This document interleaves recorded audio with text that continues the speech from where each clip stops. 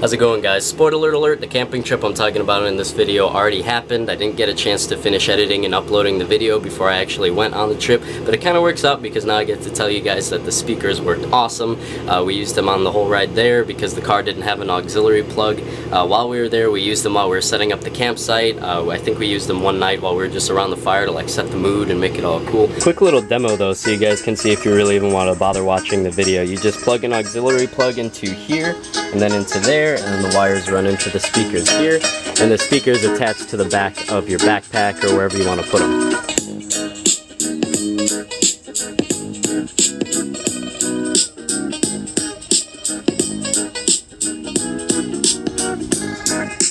Considering they're so small, they're actually pretty loud, and the bass is pretty good. I mean, compared to like the speaker on a phone, definitely beats that any day.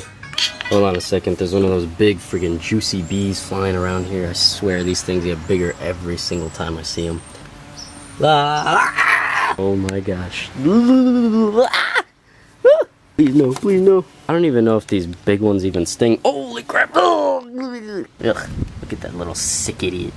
Sticking his head in that hole, gyrating his little bee booty around. Alright, I was playing in the beginning, you little son of a bee, but I'll tell you now, you keep coming around here messing up my video, I'll show you why they call me the alpha. Whew, I tell you, I'll never hit a woman, but I will slap a bee. Alright, anyways, you just plug your phone into this thing, throw this thing in your backpack, and then you got the speakers on the back playing your music while you walk.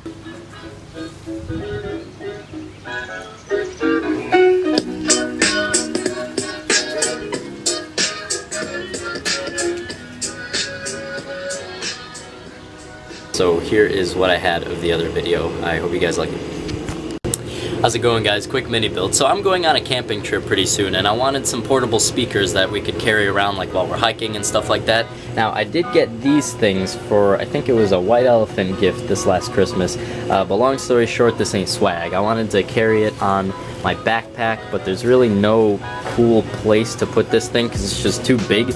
And also the sound quality is actually pretty good when it's at lower volumes, but once you try to max it out, and especially if your phone has like a pretty good driver, you definitely hear the speakers choking out. So my main goals with this thing are just to make it smaller, better looking, and louder, like me! Now I'm going to be harvesting the speakers out of these little $15 speakers from Best Buy. Now my reasoning for doing this is because, like I said, the sound chokes out when you go to a volume that's too high for these little speakers to handle. So the goal here is to get some speakers that are just barely more powerful than the speakers that are in here, because if you use some speakers with an amp like this that are way too powerful, then it'll actually be quieter because the amp in here can't actually push the speakers to their full potential. So the goal here is to get some speakers that are just powerful enough that they're not going to choke out when you go to the higher volumes, but also not so powerful that you are going to have a much quieter sound than you would with these little ones. So now I'm going to pull the speakers out of here and also disassemble this whole thing. I think I'm going to try to save this handle though.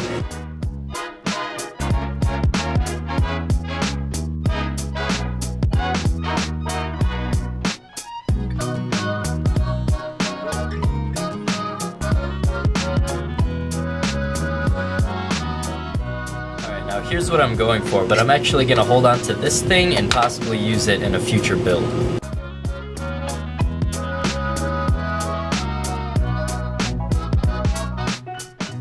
And also, before you take all this stuff out, make sure your workspace is super clean like mine. Otherwise, you might get some metal filaments onto the board or onto the magnet on your speaker and possibly ruin some of your components. But if you're one of those horrible, undisciplined individuals that can't help but have a dirty workspace every now and then, just keep all your components in a plastic bag until you're ready to use them. Now we're going to get to work on this thing.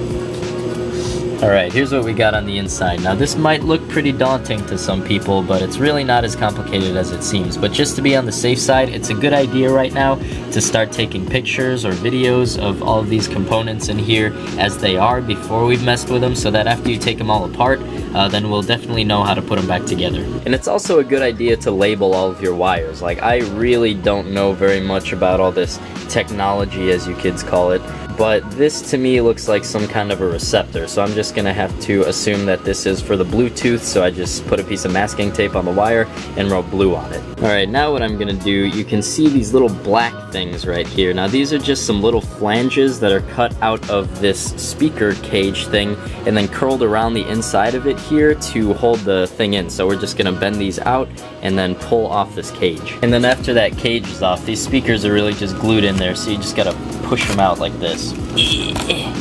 Alright, now with all the guts taken out, I have the task of designing and cutting out and building the enclosure. I have a basic idea of sort of what I want to do, but I may have to edit my idea in my mind a little bit just to make sure that all these things can actually fit inside, because you can't just account for the speakers in there. There's all this stuff that has to go in there and all the wires have to work out. It's kind of a hassle, but if this works out, I think it'll be worth it. This is just some 3mm birch plywood from Menards. And this is a little embarrassing, but I found out after a quick test that the old speakers are actually more powerful than the new ones. But like I said in my old Gauntlet build, I'm going to leave my mistake in there just in case there's anybody watching this video who is really new to the building community, and in all of their builds they feel like they're messing up a lot more than they should. I just want you to all see that even I, who have been building stuff for years, not like I'm an expert or anything, but I still mess up, and I mess up a lot. So hopefully that's some encouragement for you guys. But now I just got to get to work on redrawing the design for the enclosure so that it can fit this round speaker instead of the square one. Alright, so I thought of a completely new design, and I actually like this one a lot more than the old design. Instead of just one big enclosure that has the two speakers and also like the amp and the control board and stuff, I'm going to have two speakers that are in separate enclosures, and they're hanging from a wire that goes into the amp and the control board that you can keep inside like one of the pouches. And then the two speakers, you can put them anywhere on the bag that you want. You can even put them on the front of the bag, like on the straps. I think this will just be a lot cooler. Alright, so I cut out a square from the 3mm plywood, and then I cut some strips out of this 9mm plywood right here, and then I glued those strips in a square on top of that square, making sure to leave an edge on here so that the side plates can rest on it. Then I glued some sideboards to those 9mm strips, and then for the last bit of stability, I just glued these little strips in the corners right there, and these will also work to hold up the board that will have the speaker in it. I just cut this out of the old housing so that I wouldn't have to deal with cutting out like the perfect circle. And now that the bottoms of the boxes are made, I'm just going to drill one small hole each to get the wire through, and then from there I'm just going to clean up all these edges. Now that I got these things all cleaned up and looking pretty, I got to make some belt clips for the back of it. So to start, I'm going to cut this PVC pipe in half right down the middle. And now that it's cut in half, I'm going to heat it up with a heat gun and then squish it in between these two pieces of plywood.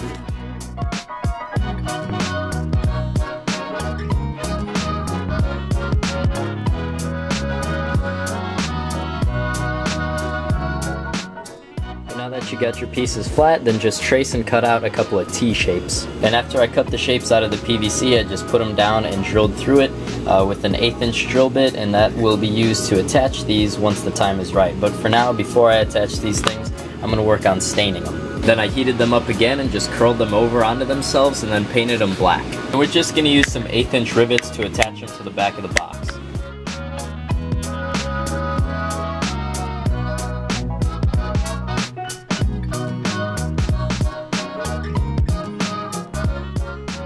A little bit of silicone rubber adhesive to seal the speakers into the boards. And here's the box for all the controls and the inputs and the amp and everything, minus the back. As you can see, it's built pretty much the exact same way as all the other boxes, except the only differences are that obviously there's holes cut out, and also that I put these ledges on the inside so that the control panel would be able to rest on them. Now I've cut this paracord, and I'm going to pull all the nylon out of it and use this black wrapping as a little bit of protection for the wire.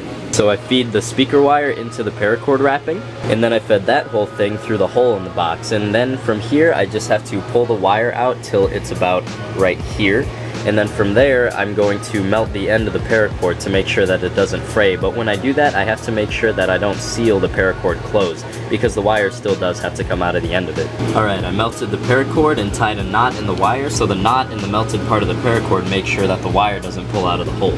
Then I stripped all the wires, and now I twist them together and solder them. And now with everything connected, I can put the speaker in the box and seal it up.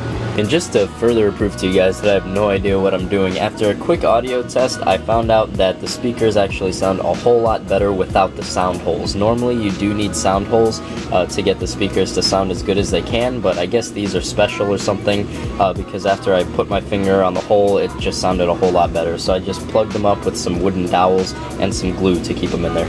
And now I'm going to salvage this guard and cut out these lumps to protect these speakers. And then I fastened them on with some screws. Now the only thing left to do is to rewire everything and stuff all the guts back into this box, and then we're done.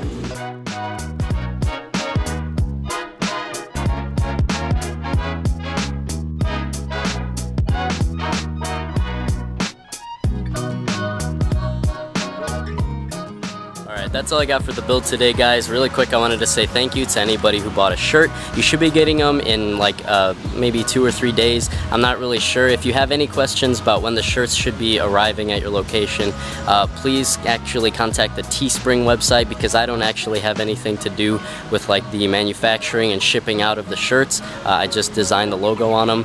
But yeah, you should be getting them in just a few days as far as I know. That's what a friend of mine said who ordered a shirt.